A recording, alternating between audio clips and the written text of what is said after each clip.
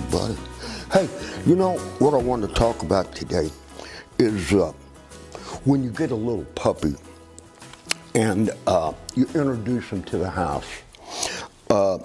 There's several little things that you're going to have to do, and all of them are going to be work. There's a lot of work that goes into raising a puppy in the house. It really is. I don't care what breed it is. When you bring him home, that first couple of days, everything's going to be a little traumatic in some degree. He's going to want to check out everything in your house. Everything. After he becomes a little comfortable, he's going to want to find every little nook and cranny. He's going to eat whatever on the floor. He's going to grab the wires. So what you have to do is you have to sort of puppy-proof your house. This little guy is little Marshall. He belongs to Mike Winnie in Tacoma, Washington. And Mike's a big hunter, so we're looking forward to getting this one trained for Mike. Again, this little Marshall, he's about 11 weeks old, so I've had him for a little while. Now, what we're doing here today is I'm going to show you how I teach him to kind of sit and stay on one spot. Now, this is how I do it. Now, not everybody does that, and it's okay. Whatever works for you is fine. It doesn't matter, as long as it works. But this is how I do it. So after they have been introduced to the house, and they kind of get the feel for things, and you have loved them absolutely to death, you have made your partner out of them, I bring them in and I put them in a spot. Now I tell people, come to a spot where you mostly congregate. It could be anywhere in the house, it could be in the basement or wherever, but you want to be in a spot where you can handle the dog or start training the dog anyway. What I do is I give them one toy, and I use a little squeeze toy. This particular guy is, this especially for retrievers, they really like these little guys. This guy is there we go. Yeah, he's just a little bit perplexed this morning because I tell you, we're doing this in a brand new spot. My sister Sherry has been kind to offer her house for me to do this. At my house, he's all over everything. Right now, he's kind of curious. What is this house?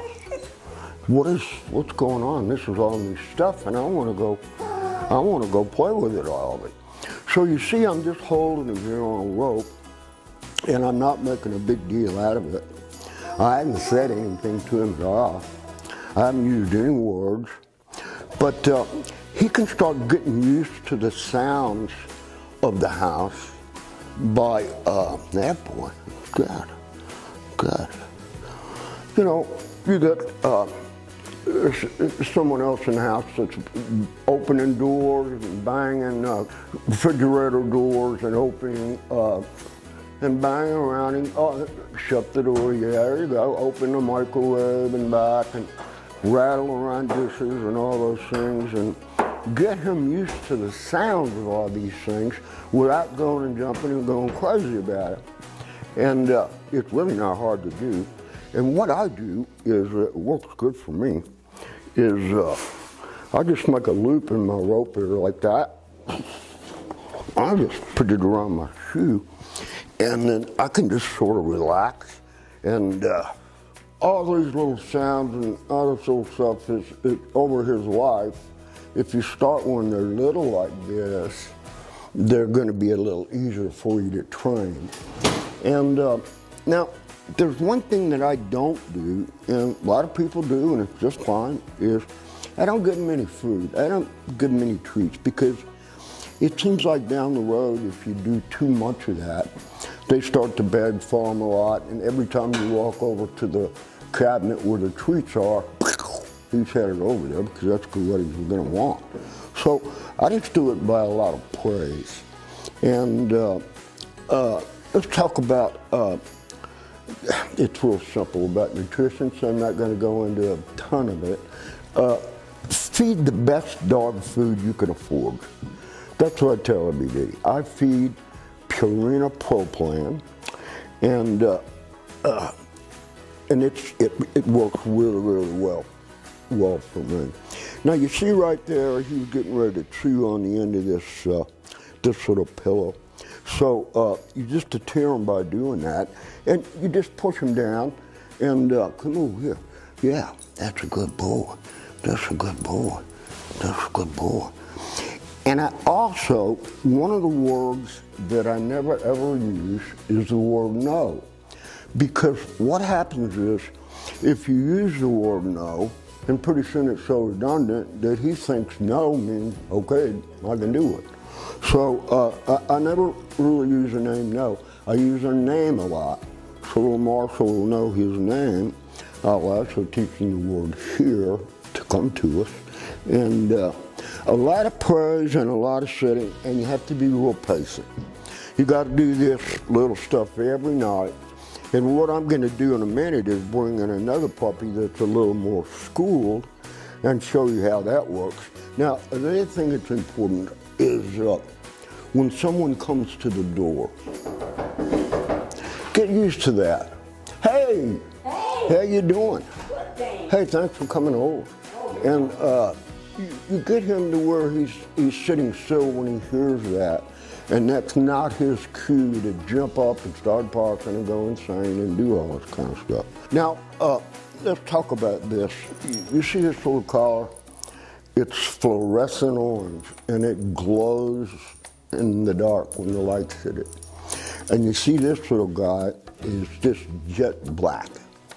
So this little collar can save his life, because you can't see this little black guy outside in the dark.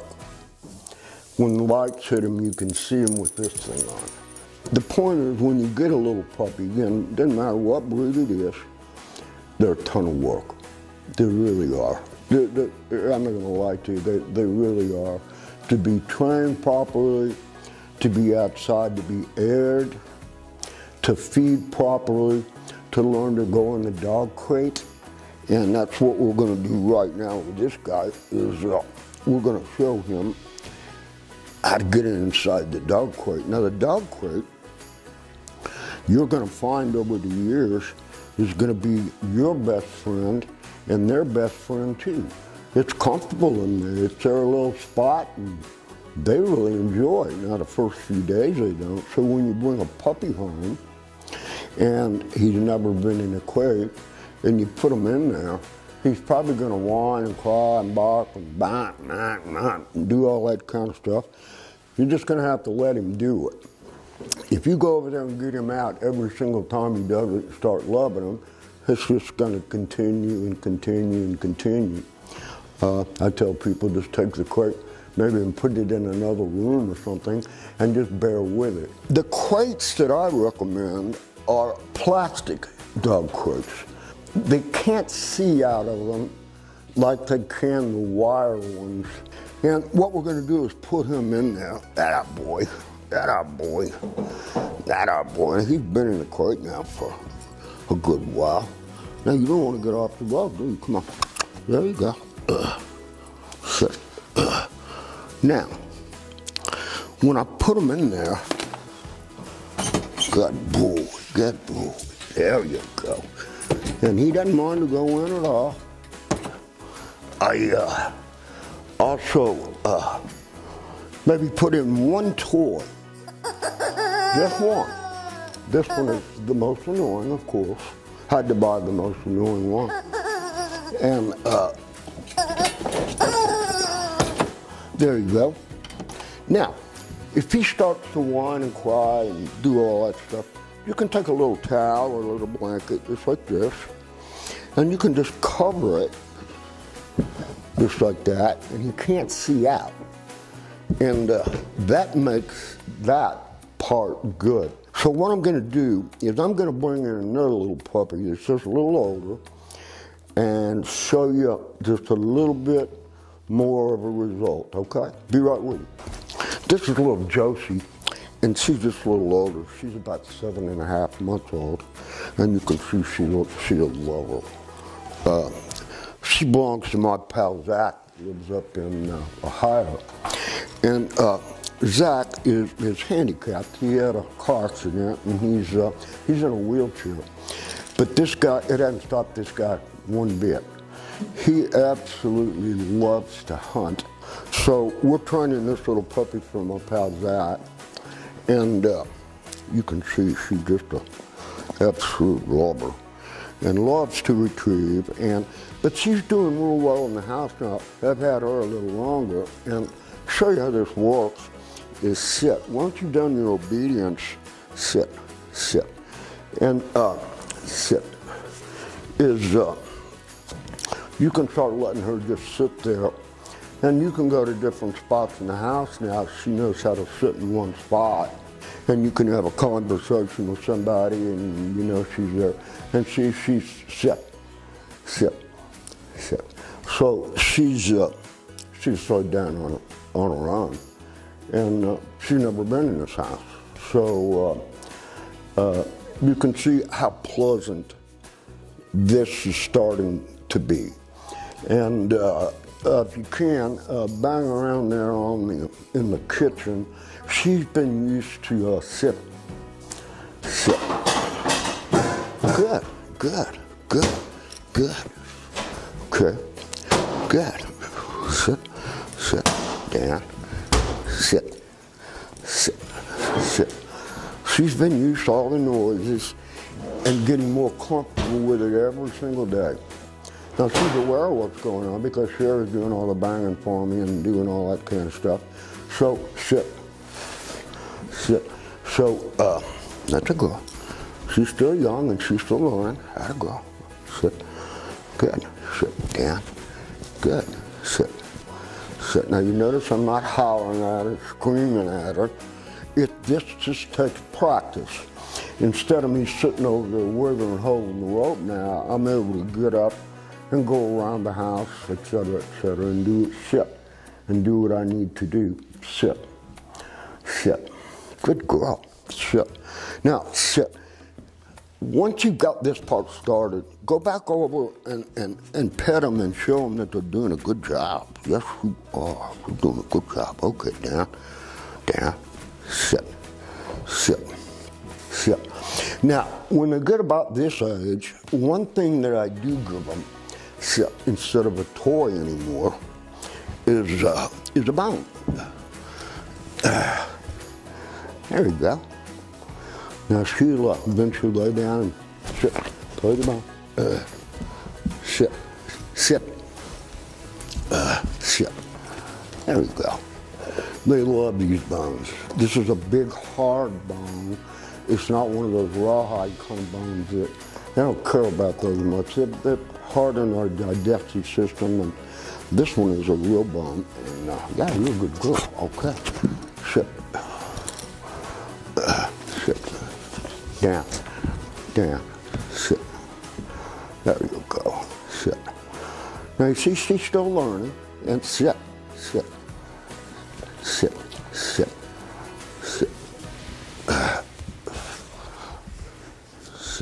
Good girl. Down. There you go. Down. And so she's starting to really catch on to this. Now this stuff, you can't do this stuff overnight. So this is going to take a while. So and she wants to come up to me because she knows I'm going to praise her and love her. Sit. Reinforce the sit command. Sit. And then just walk away. Another thing you can do is you can play the fetch game in the house. You don't have to be outside for that. Okay, sit. You ready? Fetch. Hey, there you go. Sit. Hold. Good. Okay. All right. Sit. Ready? Fetch. Hey, there you go. Sit. This is how we start the fetch game, and the hold. Sit. Good girl. Now, let's talk about if you got two dogs. Sit. Sit. If you got an older dog that you've had, say that's 8, 9 years old, and you've had him for a long, long time, they get territorial, and so to introduce these two new dogs together, you want to make sure you have a lead on the older dog, because little puppies don't just scratch on them, jump on them, play, nah. The older dog says, I don't want to do this. If you got another dog as well, say a little dog, a little indoor dog, make sure when you're doing your training, maybe stick him up in another spot so you can do your training in here, and then let him go outside and play and do those kinds of things.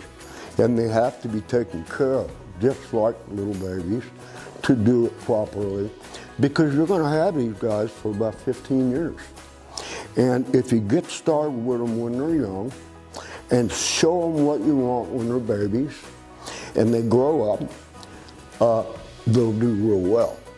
But it takes a lot of work and a lot of time. Now that's easy for me to say because I do this for a living. And the average people don't know anything about dog training, and that's why they send them to me. And if they send them to me, a lot of times people are under the impression that I fix them, send them home, and they're going to be perfect. Just like fixing the car. Well, it now works, so I'm okay. It doesn't work like that. I have to be able to teach the owner how to do that, and that takes time too. So you have to get involved with the training part of it in order to get the full results of it all. But they're a ton of fun. I love raw dogs. I really do. I don't care what kind they are. I specialize in training retrievers, of course. But there you go. But I love them all. I really do. And but just remember that when you decide to get one, there's going to be a whole bunch of work to do it right. And get one, have fun with it, enjoy it. That's why God made them, is to have fun with them. I'll be back with you next time.